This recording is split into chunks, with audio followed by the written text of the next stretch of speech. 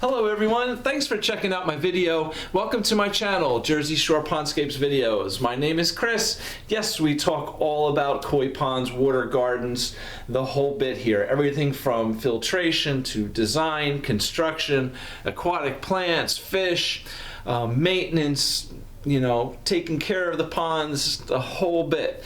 So I have a ton of videos here for you guys to check out. Please use the playlists to kind of help you find what you're looking for and navigate around, as I have different topics broken down in the playlists. And yeah, if you're into koi ponds and water gardens, please subscribe to the channel. I really appreciate your support. And take some time, take a look around, and hopefully you can find some good videos of a lot of information for you that can help you out and answer some questions. Today's video, we're going to be talking about why I choose to use gravity-fed filters. So we're going to dive into this. We'll talk about basically what they are, how they work, and why I do gravity-fed filter systems on all my ponds. All right.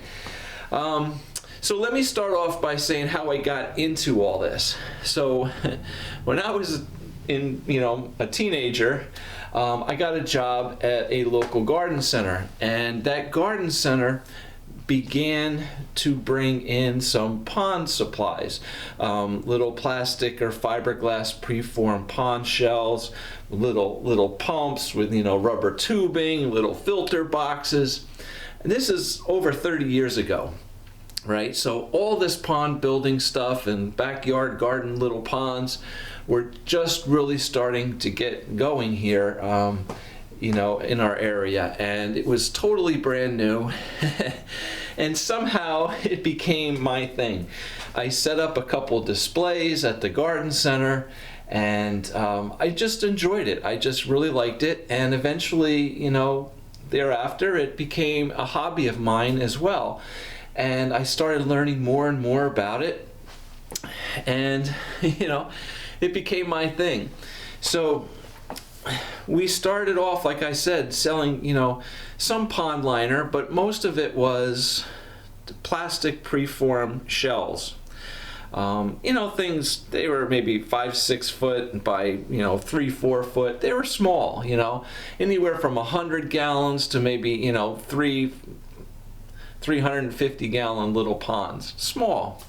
Little fountain pumps, 3, 4, 5, 900, 1200 gallon per hour little fountain pumps with 3/4 inch or 1 inch rubber tubing out to a little filter box that sat outside the pond, and in that little filter box there was some filter pads and maybe some bio balls or something in there, and the water would fill up in the box and overflow out a little 1.5-inch pipe and go back to the pond. Simple basic stuff like that. The smaller ponds even had a little box that had a pump in the bottom and filter pads on top, and this would sit in the bottom of your pond, and it basically would pull the water down through the top of the filter pads to the pump underneath, and then you'd either use a rubber tubing to go back up to a little waterfall, or it had a little fountain head on it or something, right? So that's how it all started. As time went on, I got into this stuff more and more, and I actually bought this book. This was a great book. I always really liked this book. This is a Tetra Encyclopedia of Koi. Now the copyright on this book was 1989, all right? So this is old. But this book kind of really inspired me because it talked about larger koi ponds. Like rather than a little plastic preformed shell, the pictures in here were of some large, beautiful koi ponds and Japanese gardens that were all built out of like concrete, but they all had bottom drains, multiple bottom drains in the bottom of these ponds that were gravity fed into a separate filtration tank, be it made out of concrete block, fiberglass, whatever. They were all external filters, all gravity fed filter systems. And that really inspired me because I was like, okay, we can build a larger pond now and move a lot of water, use bigger pumps, use any kind of filtration media we want in these tanks. And it just made sense because this was like at a grand scale, right? This was not the little fountain pump with rubber tubing. This is all PVC pipes, 3-4-inch plumbing. You know, it just was like, wow, that's awesome. And the way it worked just clicked, right? It just made sense to me. I was like, this is awesome. Like, all the debris in your pond settles to the bottom, and there's all the bottom drains that flush it all out into a filter tank where it can then be, you know, cleaned and removed. And it just made sense. So, short time afterwards, I actually built a pond at my house. I had a 32 mil PVC liner, which was what we used at the time. And then I bought a 100-gallon Rubbermaid stock tank from the garden center. I bought, you know, I think I had a 3-inch Tetra bottom drain. So I bought 3-inch bulkhead fittings into the bottom of that tank, into the stock tank. And I had a 3,600 gallon per hour sequence pump. I had a 40-watt Aquanetics UV light, all right? And I built this pond at my house. It was maybe 10 by 15 and 3 feet deep. And it was awesome. Like, it worked so well. The pond was crystal clear. You know, I had a nice big waterfall because I was moving a lot of water. You know, I wasn't using little fountain pumps. And it was definitely, at the time, right, the next level. Like, the garden center stuff was down here. My pond was up here, right? I mean, so much better. So I started building a couple ponds on the side, you know, on my days off from work. Some of the customers would come in and be like, hey, I'd love to have this pond. You know what you're doing. Do you build them? Would you be able to build them? So on my days off, I would build these little ponds for people, and they were great. Like, they worked. The larger ponds, I used all that gravity-fed filter stuff, and it was awesome. So, you know, as my knowledge was growing and growing and growing, you know, I got more and more into these gravity-fed filters. Now, 30 years later, all right, probably more than 30 years later, I'm still doing the same thing, all right? Same basic idea. I don't use 3-inch Tetra bottom drains anymore. I'm all into 4-inch bottom drains. Definitely, the 4-inch is definitely better than 3-inch without a doubt. So everything is 4-inch now, but I still use those Rubbermaid stock tanks, 100-gallon, 150 gallons. If I'm doing a larger pond, I build my own tank out of concrete, big tank, you know, 4 foot by 6 foot, 4 feet deep, something like that, whatever I need. But we're still doing all gravity-fed filter systems. Now, in the 30 years since I've started doing all this, obviously the whole industry has grown. The technology has grown. The, you know, types of filters, the companies that make filtration has expanded and grown crazy. And you know, I mean, there's so much better out there now than what there was 30 years ago. Absolutely, all right? However, I'm still using the same basic idea, the same basic gravity-fed filter system with Rubbermaid stock tanks, right, that I did 30-something years ago. So, you know, why aren't I using this big modern technology? Right? Well, quite simply, they work. Okay? The basics of pond filtration, whether you're buying a, you know, a $10,000 super duper biofilter something for your pond, or you're using a Rubbermaid stock tank and gravity feeding water through filter pads, they still work basically the same way, okay? I tend to find that some of these big high-tech filtration systems, while they work, believe me, there's a ton of research and development and stuff that goes into them, absolutely. They're really expensive units. I kind of find that some people probably use them simply for bragging rights, right? I've got the Bio 5000 series hydro, blah, blah, blah, blah, blah. Okay, yeah, well, that's great. Well, what's it doing? Well, it's got some filter media inside there, that biomedia that floats around. It's got some pads in there to collect debris, and it has an aeration unit on it. Okay, well, what's my little Rubbermaid tank here, right? It's doing the same thing. It's collecting solids out of the water, right? And it's providing surface area for bacteria to grow. And it's pretty easy to clean. It works. The bottom line is I stick with it because it works. It's easy to clean. Any maintenance on it is usually pretty simple. If I have a problem, it's usually something simple, okay? And as a pond installer, as it's my business has to be in, construction and building ponds, and I do maintenance on them once a month. That's how I make my money, right? My business survives on, my maintenance contracts as well as, my construction, my pond construction. I don't make money having to go back to Mrs. Jones's house 5 times a week to fix things that are not working, I can't do that,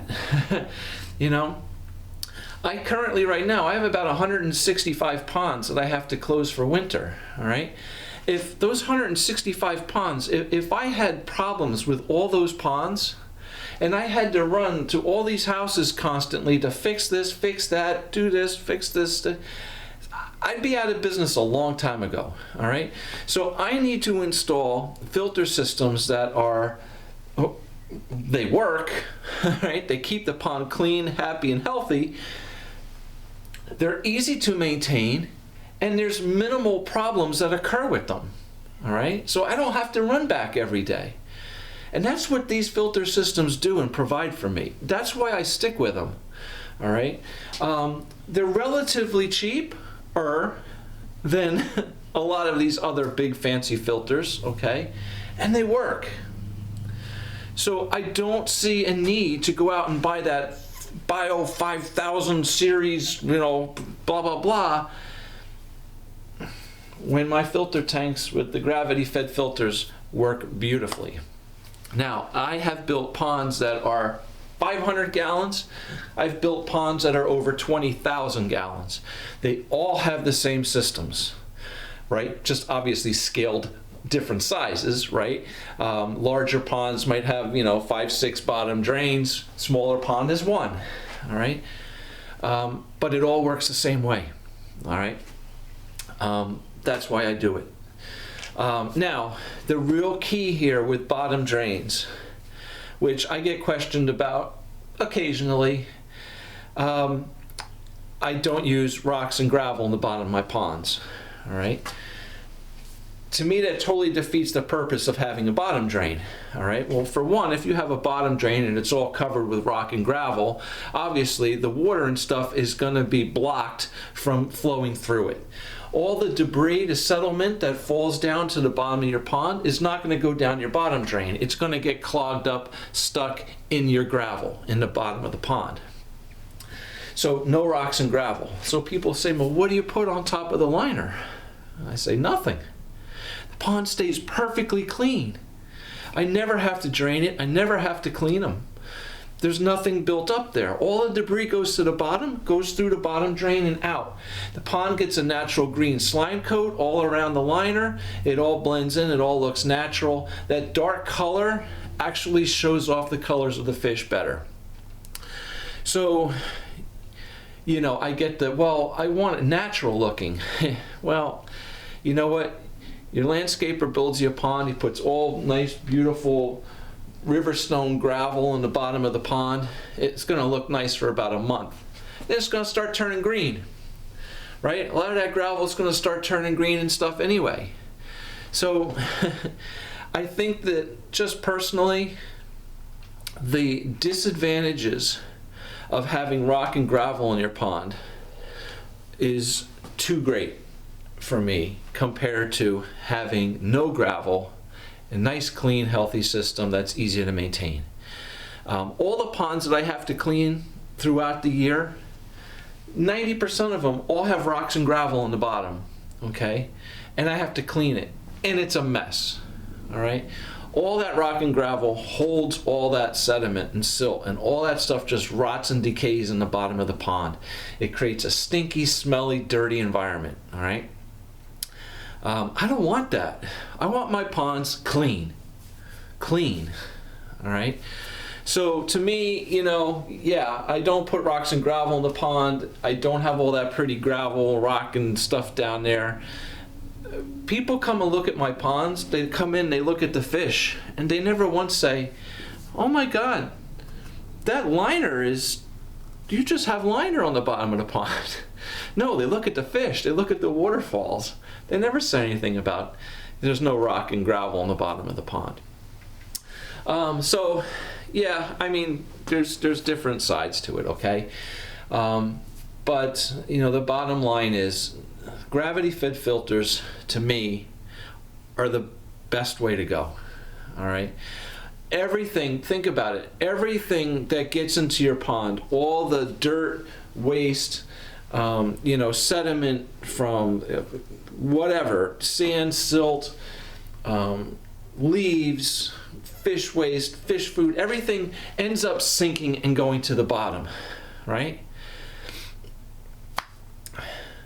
Bottom drains will remove it all, keep everything clean.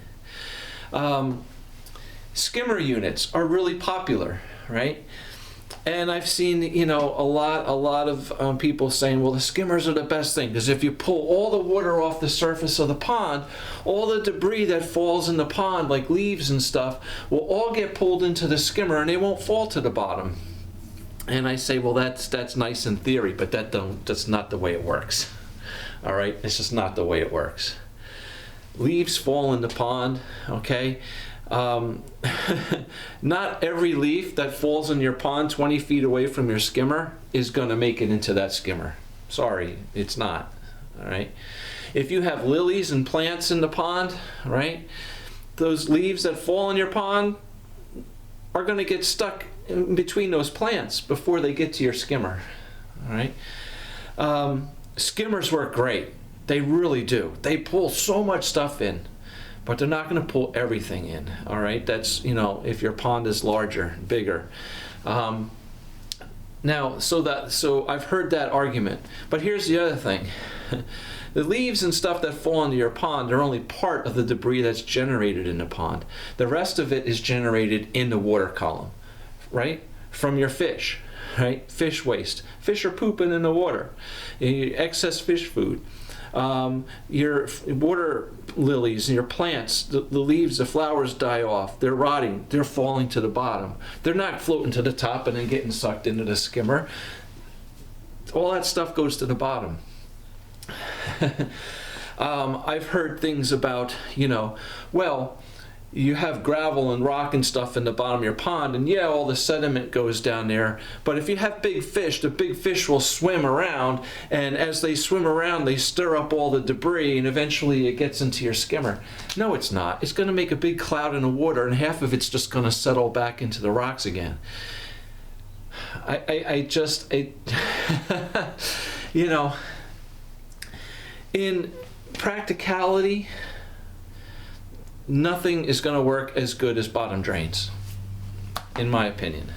All right, everything is going to go to the bottom eventually. Everything gets cleaned out. It's just, now I do have another video on this channel that's all about the difference between using rock and gravel in the bottom of your pond and you know, having bottom drains and no rock and gravel. So you might want to check out that video too, because it shows a lot of examples. Like I said, 9 times out of 10 when I'm draining and cleaning a pond, it's all got rock and gravel on the bottom, no bottom drains, and sometimes those ponds are an absolute mess, a disgusting mess. Now, I'm not saying that every pond that has rock and gravel is a disgusting mess. It's just that some people take care of it more than others. But eventually what I find is that ponds that have rock and gravel, after 3 to 5 years, start to become really dirty, all right, if they're not cleaned regularly. And it's just, you know, it's just not me. I want my ponds to be nice and clean and clear and no issues. And the cleaner the ponds stay, the easier the maintenance, right? You know, now gravity fed filter systems are a little more technical to put in, yes, absolutely, but it's not rocket science, all right? It's not really hard, you know, but definitely some advantages to them. Bead filters, things like that, yeah, they work great, but here's what I don't like about a bead filter. Usually you have an external pump that's pulling water from the pond. Maybe you have a pipe down the bottom of your pond with a suction strainer on that, right? Pulls the water out of the pond into the pump, from the pump then into the bead filter. Out of the bead filter, maybe through a UV light, and then back to waterfall, whatever. The problem with this is you're sucking all the garbage from your pond directly into your pump, okay? One, the suction strainer and all can get clogged up. Suction strainer gets clogged, pump doesn't get water, all right? Pump can burn out. Pump can also then not be flowing water throughout your system, and in the summer, in the hot summer months, when oxygen demand is really high and you don't have your waterfall going, you can have a lot of fish dying off because of no oxygen in your pond. Or whatever debris is getting through that suction strainer goes directly into your pump, can clog up the basket in front of the pump. And then the pump basically, what we call, purees the poop, all right? It's just gonna grind the sediment up more before it spits it into the filter, into your bead filter or whatever, all right? Making it harder for the bead filters to collect it out, because now instead of being larger particles, it's smaller.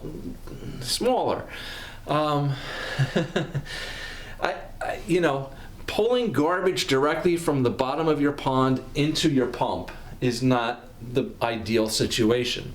A bottom drain, gravity fed filter systems, all the debris goes through a 4-inch pipe in the bottom of the drain, flows freely into the bottom of a filter tank, where all the sediment will settle out on the bottom of the tank. The water then goes through all the layers of media, the pads or whatever, and the pump pulls off the top. The water's already filtered, the water's already clean. Now we're pumping clean water, okay? Not dirty water, okay, with debris. So definitely a big advantage with that there as well, all right? Skimmers work great, they're only pulling off the top. Most of your waste is generated lower in the water column. All right, there's a lot different things, okay, a ton of different things, but like I said, to me, gravity fed filter systems just seem to be the most logical system, and they can be set up and designed in so many different ways, you know, to the size of your pond. You can have drains in them, you can do whatever. There's a ton of things that you can do for it. So that's basically the idea, okay, that I want to give to you here about, you know, why I choose gravity fed filter systems, why I still do the same filter systems over the last 30 years that I did when I first got started. They work. It's a pretty simple, basic system, and it just seems to be the most logical system in my mind. All right. So again, thank you for watching. I really appreciate your time. I hope it kind of gave you a little insights and something to think about. If it did, you know, hit the like button, subscribe to the channel, take a look around at my other videos. I really appreciate your support, and hopefully I'll see you back again soon in another video. Take care, have a great day. Bye.